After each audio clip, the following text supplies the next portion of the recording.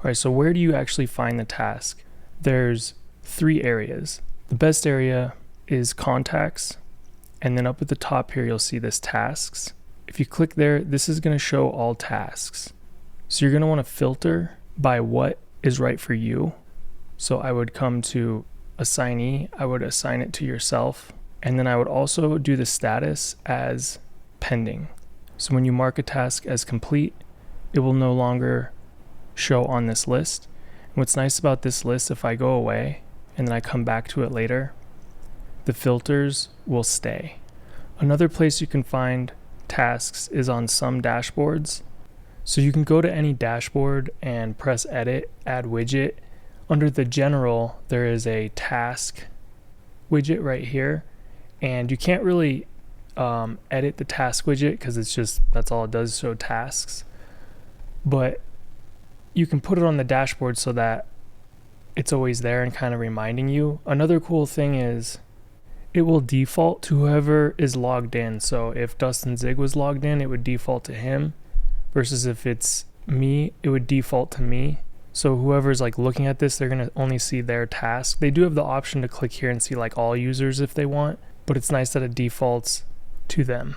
The third place you could find a task is actually on the contact the task is for. So you can see this contact here has a task, and default it looks like this when you come to a contact, but if you come over here and you go to tasks, any pending tasks is what it'll show. That's the default.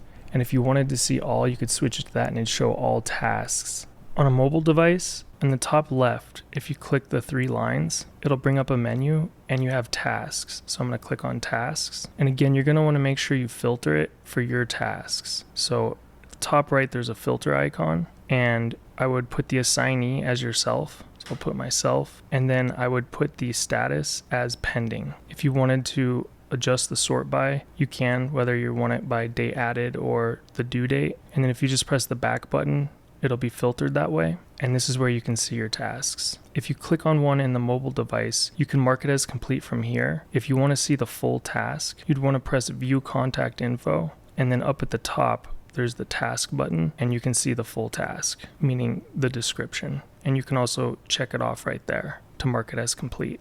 All right, so for myself, I have all 3 on, and I'm gonna make a task so you can see what it looks like. So if you go to create a task, there's a few different ways to do it. One is you can do it from a contact, and that's most likely the most common way you'll do it. You'll just come to this tasks. Here, you'll press add, and you'll fill this out. You can also do it on the mobile app. You would just go to a contact, go to tasks, press the add button. So we'll say example title, description, and on the mobile app, you'll see it says due date required. You'll hit the calendar there, pick a due date and time, and then the important part is you do want to assign it to somebody. It's easy to forget to do that, but you hit the little person icon and then you'd pick who you want to assign it to and then press save. On the computer, same thing. You could turn on a recurring task. This would be more beneficial if you're doing something for yourself. If you're assigning a task to somebody, you wouldn't want to do this.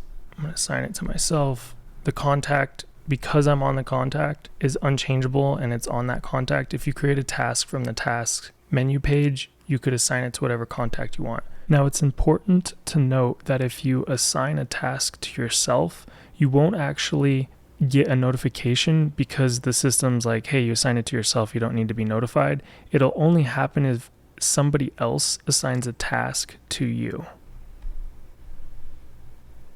So you can see I got a task notification, and then I got a text message, and you can see the text says whatever you put for the title, whatever the due date is, and then for whatever the contact name is, whereas the notification says a new task with contact name has been assigned to you. Now what's nice about the notification is if I click on that, it takes me to the task.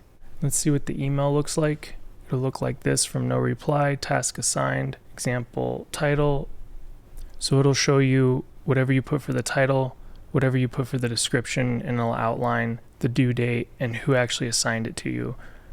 And I have 2 different accounts, that's why it says I assigned it to myself, but it was a different account. Remember, if you give yourself a task, you won't get these notifications.